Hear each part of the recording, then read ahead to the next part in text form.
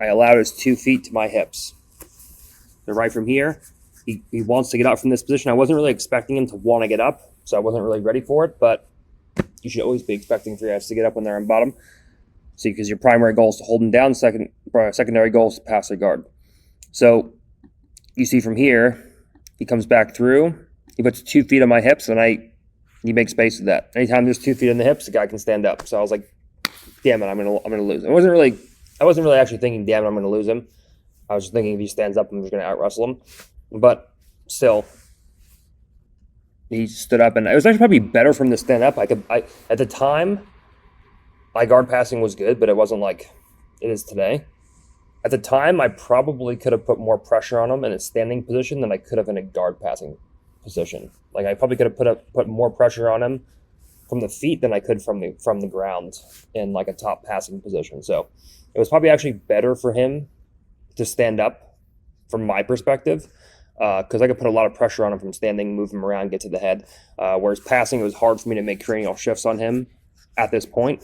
So yeah, I don't really know what he was thinking there. But anyways, he goes to stand up. He puts his feet on my hips, and I allow it like an idiot. But as he goes to stand up, you see I always catch that support leg. So as he goes to get up from here, I catch the support leg, and now I'm ready to come up and go to work. So I lost the heisting leg, so he actually gets up, but I catch the support leg. So now as he goes to get up, I just shuffle him down. He goes to turn away. I try to chase his back.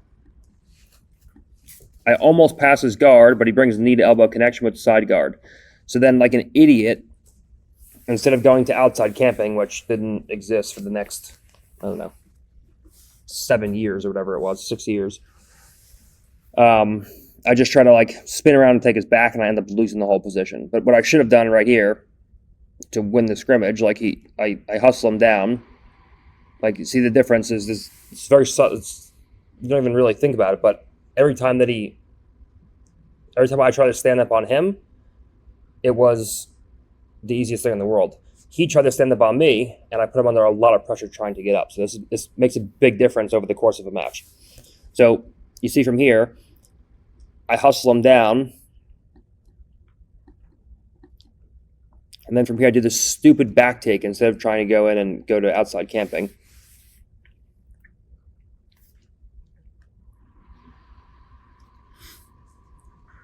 I try to go for a back take, I fall off, then I go for a triangle. I lose the triangle. He brings everything back inside, strips the grip, and now you see he strips the grip, he gets out of the triangle, but he doesn't hold me down. Like the whole time he's wrestling, he wants to put me in bottom position, but he didn't hold me down from here. They actually allowed him. Like I was pretty clearly up.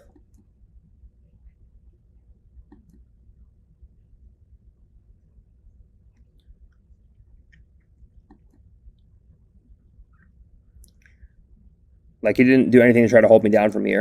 And the second we restart, like he has a second chance now to keep me in bottom position.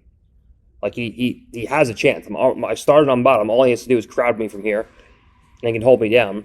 The second we say go, boom, I'm right back up. Now there's 50 seconds to points. Like he should have just held me down and like stopped me from just standing back up and putting pressure on him. But he didn't do that. So from here, you see him constantly right back to the head.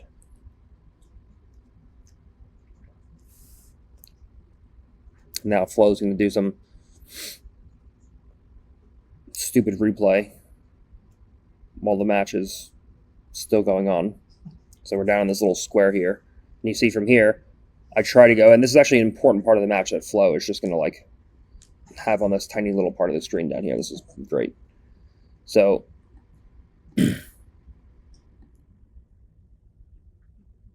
see, now I'm starting to get control of his head down in this little box down here. I'm actually starting to get control of his head, and that is that's just like I'm pulling on the head, pulling on the head, pulling on the head. I'm starting to get a return on that investment. So now I'm actually starting to snap the head into footballs where you snap it like the running back would would catch a ball from a quarterback, where you football the head, you snap to a football, and then you go to a front head. I'm starting to get return on that investment of me pulling on the head the whole time and actually getting to front headlocks.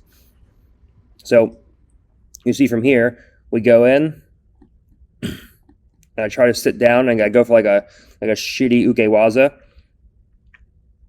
And then I go in for a second sumigashi. And every time I do, you see our hips land relatively square. So every time I go for these moves, you see that his hips land in like one straight, our bodies form one straight line rather than this perpendicular angle that forms a T. So every time I try to connect my lower body to his, we kind of end up in a situation where our bodies end up like this in one straight line. So then when we both go turtle, he turns, and now we're both in front headlock, and I can't really connect my legs to him. What I want to do is I want to land in this T position so that I can turn belly down and follow him up into top position. And I did like 2 or